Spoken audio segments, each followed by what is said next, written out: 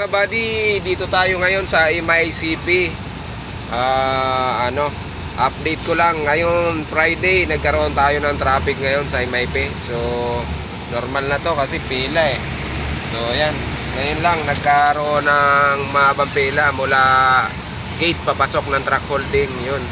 So sa MT mga buds, walang problema. Ayan. So chassis lang talaga. So lalo na rito sa napilahan ko, mabagal sa bandang kanan. Sa kaliwa, ayan, magana siya sa kaliwa. So yun, good afternoon sa atin lahat. At ingat-ingat lagi mga buddy sa biyahe natin.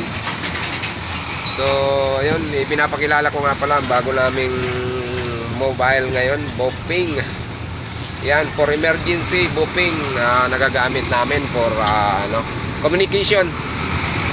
So yun, so shout out sa inyo lahat mga buddy. Ingat tayo sa biyahe. At sana pagpalain tayo ng kung may kapal, no? So yun, shout out sa inyo dyan, sa mga natatraffic at sa mga nagugutom. So have a nice day. Ingat mga buddy, ingat. Good afternoon. Thanks for watching.